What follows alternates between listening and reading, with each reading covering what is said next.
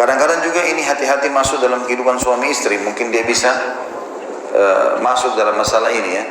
Ya kalau saya benar berarti nanti ya, kamu yang traktir saya. Mungkin kalau tidak benar, bagaimana cara?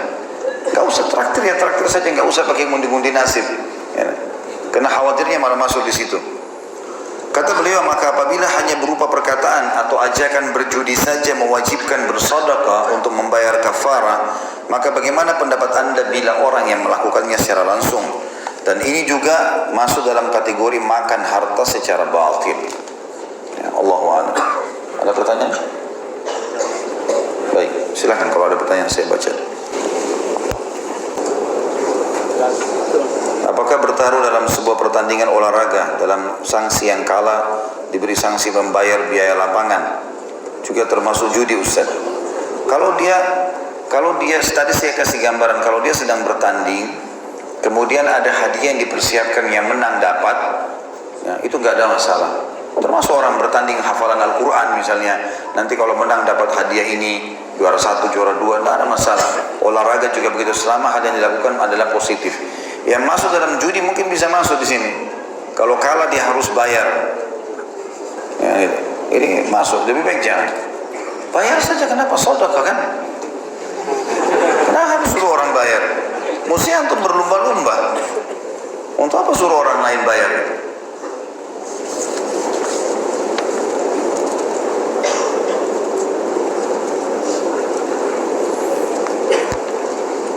Sama-sama insya Allah. Ini salam kenal hormat. Pada Ustaz, saya pertama kali datang ke sini. Senang akhirnya bisa ketemu. Izinkan saya untuk bertanya, berdasarkan fatwa MUI, apakah memang boleh transaksi falas? Ya. Ini khilaf diantara ulama tentang masalah itu ya. Tapi kalau umumnya money changer, mengganti, dan memang dasarnya mata uang itu berbeda, memang selisih harga kayak dolar ke real, real ke rupiah, itu tidak ada masalah karena memang dia dianggap masuk dalam emas ya, masuk dalam harta umumnya. Jadi saya fatwa ulama umumnya sudah boleh masalah itu. Kalau yang dimaksud sini falas berbeda, mungkin ada cara yang lain, tersembunyi, terselubung, tidak ketahuan, tidak jelas. Sama kasus tadi ya, kita masukkan uang $10.000, tadi saya bilang perusahaan yang menawarkan, kemudian kita diundi nasib uang itu dengan emas, yang emas itu tidak kelihatan secara fisik. Masuk seperti itu, ini tidak boleh ya. Kalau cuma sekedar money changer saja, menukar segala macam, tidak ada masalah.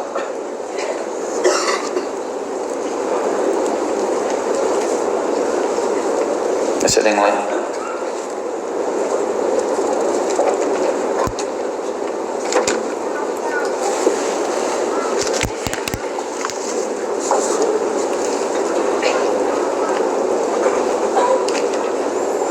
Bagaimana hukum permainan yang menggunakan dadu walaupun hanya permainan tanpa hadiah?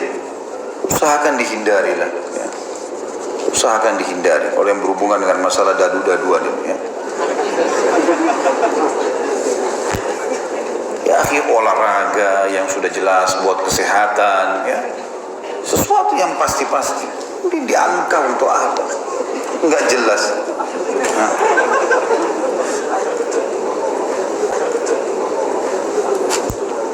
Hukum kolam pemancingan bagaimana Ustaz?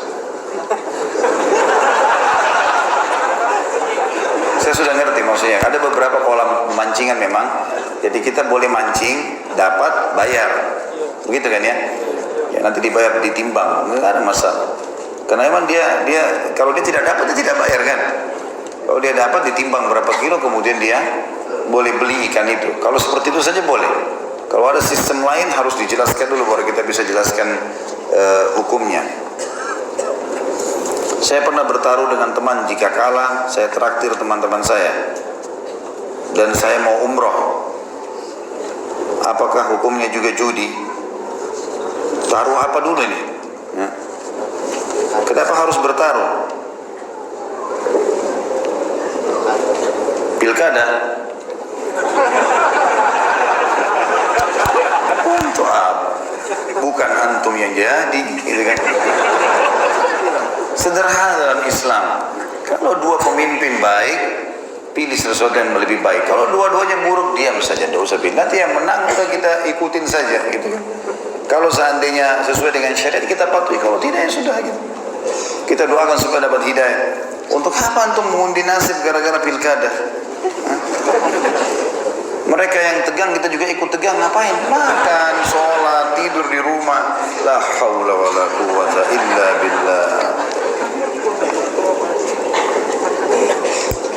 Saya pernah menggunakan duit dari hasil judi bola teman saya. Ceritanya teman saya menang judi bola, duitnya saya pakai, saya utang. Setelah beberapa tahun teman saya pindah dan tidak tahu lagi di mana dia tinggal. Bagaimana hukumnya utang dari hasil judi bola? Apakah boleh diinfakkan? Utang dasarnya tidak boleh dibuka kalau tidak darurat ya dalam Islam. Kalau ada orang mampu sengaja utang bisa berdosa itu. Tidak boleh dia buka utang itu karena utang itu bahaya sekali. Ulama bahas panjang lebar, diantaranya hadis Nabi SAW, kalau ada orang meninggal atau siapapun yang meninggal masih ada utangnya, ruhnya tergantung antara langit dan bumi, belum diterima oleh Allah SWT sampai utangnya lunas. Dalam hadis yang lain, orang mati syahid diampuni semua dosanya kecuali utangnya. Maka dari hadis-hadis seperti ini ulama mengatakan terbuka sebuah hukum syar'i, kalau ada orang punya kemampuan sengaja utang bisa berdosa karena dia sedang bahaya sekarang. Kalau dia tidak bisa bayar pada saat meninggal, gimana gitu kan? Jadi utang itu dibuka kalau darurat sekali. Itu pun kalau dari sumber halal, masih ada syaratnya. Kalau dari sumber haram begini nggak boleh. Utang tidak boleh sama sekali, gitu kan? Kalau antum tahu, walaupun antum kelaparan, tahu kalau itu adalah uang haram, jangan dimakan. Tidak usah. Allah Subhanahu Wa Taala sudah mengatur rezeki kita kok, gitu kan? Allah Subhanahu Wa Taala mengatakan dalam Al-Quran dan kekal ditilawakan oleh orang beriman. A'udzubillahi minasyaitonirrajim. Wa ma min dabbatin fil ardi illa 'alallahi rizquha. Tidak ada hewan melata di muka bumi kecuali Allah sudah tentukan rezekinya. Bahkan kata Nabi SAW, jiwa, semua yang berjiwa, yang beruh, termasuk manusia tentunya. Ya, tidak akan ada jiwa, ya tidak akan ada yang bernyawa atau berjiwa meninggal dunia kecuali dilengkapkan semua rezekinya. Sudah ditentukan. Ya. Maka kita tidak perlu khawatir. Dan ini sudah saya jelaskan tentang masalah ada rezeki yang sifatnya mutlak datang. Kita mau atau nggak mau akan datang. Ada rezeki memang butuh ikhtiar. Ini sudah saya pernah jelaskan panjang lebar di Saudaraku, ini rahasia rezekimu ya. Harusnya teman-teman ikut dan kembali memahami tentang masalah itu. Jadi utang ini dasarnya tidak boleh karena kalau diambil dari sumber yang haram. Sekarang bagaimana caranya? Orang ini tidak ada, maka keluarkan, sedekahkan. Kita keluarkan, jumlahnya pernah 1 juta kita keluarkan untuk mengeluarkan uang haram kepada orang tersebut ya. Maksudnya dikeluarkan dari kita karena itu uang haram gitu. Kalau masalah apakah itu harus dikembalikan kepada pemiliknya, khilaf di antara ulama. Karena pernah ada orang yang datang kepada Nabi SAW mengatakan, ya Rasulullah, saya dulu pernah punya utang sama seseorang di zaman jahiliyah, tapi itu dalam hal-hal yang tidak benar sebenarnya. Cuma saya pernah berjanji saya akan kasih dia. Apakah saya jalankan? Kata Nabi SAW, jalankan, kasih. Kalau kau sudah janji pernah saya akan kasih kamu duit, saya akan kasih begini. Tapi mungkin dulu sama-sama mabuk, tetap dikembalikan. Walaupun sebenarnya tujuannya bukan karena menghalalkan perbuatannya, tapi karena masalah janji yang sudah diucapkan. Istri saya sedang hamil, mohon doanya agar sehat. Insya Allah mudah-mudahan dimudahkan juga melahirkan dengan baik ya, jadi anak soleh. Bagaimana hukum makan di restoran yang ada tulisannya all you can eat? Apakah ada unsur ghararnya Ustaz? Kalau dia memang dasarnya membuka itu dan sudah ada perhitungan detail, kalau dia akan mendapatkan keuntungan segala macam, dan memang dia sudah pertimbangkan itu, misalnya dengan bayar 75.000 bisa makan semuanya ya, mungkin prasmanan ya seperti itu atau yang sejenisnya, Allahu a'lam, setahu saya nggak ada masalah. Allahu a'lam, setahu saya tidak ada masalah karena memang dia makan, bukan dia tidak makan.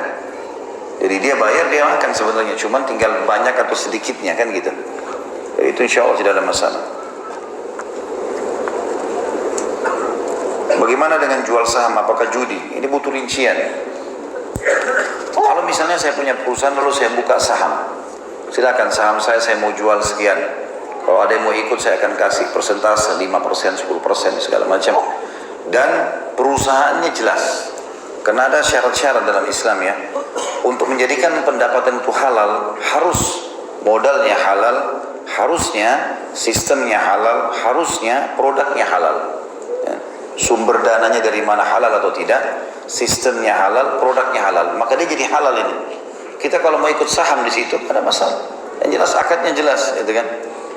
Ini dulu poin. Tapi kalau perusahaan itu memiliki salah satu pelanggaran dari 3 poin tadi, misal dasarnya perusahaan itu produknya haram, jual rokok misalnya, atau jual apa gitu kan, khamr, atau misalnya sistemnya dia menggunakan sistem yang salah atau haram, ataupun memang kita tahu sebenarnya perusahaan ini awalnya dibangun dari modal yang haram, ini nggak boleh kita masuk saham di dalamnya. Itu poin dulu, masalah mana yang boleh, mana tidak boleh. Rincian yang lain teman-teman sekalian, saham juga ini tidak bisa hanya sekedar sesuatu yang tidak kelihatan. Artinya tidak jelas perusahaan ini di mana, apa, hanya karena orang menjanjikan ya. Ada banyak sekali teman-teman ikhwan datang pada saya, Ustaz, saya pernah mau ikut seperti ini, perusahaan tawarkan keuntungan sekian, tapi tidak jelas. Artinya perusahaannya saya tidak tahu, saya cuma dengar ada di Inggris, ada di Amerika, ada di mana-mana, tapi saya tidak pernah tahu informasinya. Cuma teman-teman saya semua ikut dan 1 bulan akan dapat sekian banyak. Ini tidak boleh, tidak jelas. Yang mana? Pelajari dulu. Nabi SAW termasuk melarang transaksi mulamasa. Mulamasa itu teman-teman begini, contoh sederhananya. Kalau kita beli barang, diberikan contoh oleh para ulama, kemudian kita cuma menyentuhnya saja. Misalnya kita beli kain, kita beli baju, cuma kita sentuh saja, sudah saya mau yang ini aja, tanpa mengeceknya, itu namanya mulamasa. Dilarang oleh Nabi SAW, tidak boleh. Karena nanti kalau kita ambil tanpa dicek, kemudian kita pergi dan rusak, ada rusaknya, maka belum tentu bisa dikembalikan. Maka ini sudah cukup untuk dilarang. Transaksi mulamasa. Sebagian ulama fikih mengatakan kalau misalnya ada orang jual baju, 2 toko baju, saya jual baju, dia jual baju. Kemudian pada saat ada orang yang mau beli baju dengan saya, produknya habis. Saya bilang sama teman toko di sebelah, tolong pinjamin dulu jenis baju yang sama, misalnya baju kaos. Lalu dia kasih, dia cuma lempar bajunya, saya ambil lalu saya masukin di kresek, lalu saya kasih kepada konsumen ini. Ini jenis transaksi mulamasa. Kalau si pembeli tidak memeriksanya. Ini juga saya kan sekarang transaksi beli sama dia, harus saya cek. Bagaimana kalau ada yang rusak? Konsumen ini komplain, masa saya mau komplain lagi ke dia? Ini contoh, ini saja nggak boleh. Antum bisa tarik. Kalau kadang-kadang datang larangan kepada hal yang lebih sederhana teman-teman, berarti hal yang lebih besar itu lebih pantas haram, lebih pantas untuk tidak boleh tentunya. Allahu a'lam. Baik, mungkin sampai sini saja teman-teman sekalian.